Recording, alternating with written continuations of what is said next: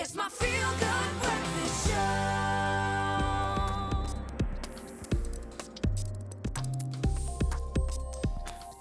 Welcome back to your beautiful Monday morning. You're tuning into your Feel Good Breakfast Show, Expresso, right here on SABC3. Thank you for starting or choosing to start your Monday morning with us. Right now, though, it is time for your Monday Tech Digest with Bryan Smith. And as technology evolves and we all become more connected, the risk of falling prey to cyber criminals increases. So today we are going to look at 3 simple ways to reduce risk and protect yourself against cybercrime. Bryan, thank you very much for joining us, man. Thank you for having me back. It's great. Such a pleasure.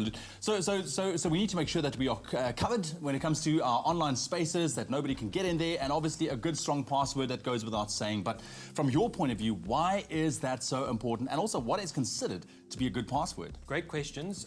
Firstly, why are great passwords important? Is simply that as we move more to online, vital services, particularly financial services, migrate online, and that's really our sensitive information we need to keep under lock and key. When hackers or cyber criminals try to gain access to our accounts, they use what is called a brute force attack, which is typically when they upload a batch of passwords, words or phrases to try and compromise online accounts. And what is considered a good password can differ from platform to platform, but generally a great idea is to take a phrase, perhaps even a song lyric, add in symbols, capital letters, and numerals. And that's any password over about 10 characters is typically quite secure. Yeah. And I mean, some websites actually tell you whether your password is good or not by rating it as well. Yeah, so always go for a strong password. Oh, lovely. So call me maybe 1, 2, 3. That might work. You might want to add a few more lyrics. Okay, a couple more. Okay, yeah. I'll consider that though. Carly Rae Jepsen.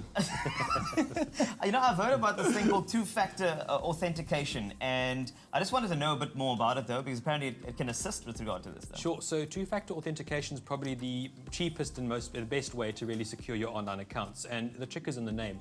If you consider with one password, that's simply one factor you sign in and that's the end of the story.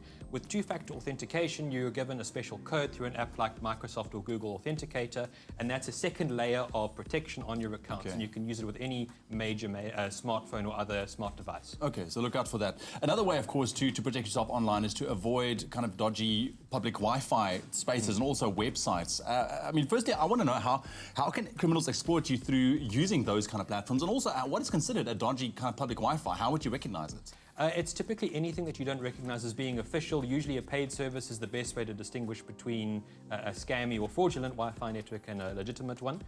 Typically how this works is that cyber criminals rely on these fraudulent networks. You sign up thinking it's legitimate, and what happens is that your information is broadcasted unencrypted, which essentially means that it is not secure. So you would be transmitting very sensitive information, your passwords or otherwise your account details, on a blank slate for anyone to read. So don't do online banking. Don't do online banking on an unsecured Wi-Fi network, or double check that the website in question is secure. Double check it's got an HTTPS certificate. Okay, I'll remember that for next time. So there's this abbreviation TIPC being thrown around, and forgive me for it, but it's timing intent person contact. You got it. Yeah, okay, so what is that about? So that's really just a nifty trick to keep in mind if you're looking at a message or email you think might be fraudulent or otherwise scammy. Keep in mind if you're looking at it, consider the timing. Is this coming in relation to anything else, or is it out of the blue?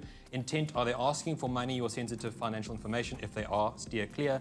Person, do you know the person who's contacting you? And lastly, context. Does this form come close to anything else you might have done in your offline or online life recently? And if those messages don't fulfill any of those criteria, rather steer clear and act with caution. Awesome. Bryan, thank you very, very much, man. I think this is a conversation we need to have regularly as well, because people tend to forget and people get comfortable when using online spaces. Yeah, so make sure you protect yourself out there.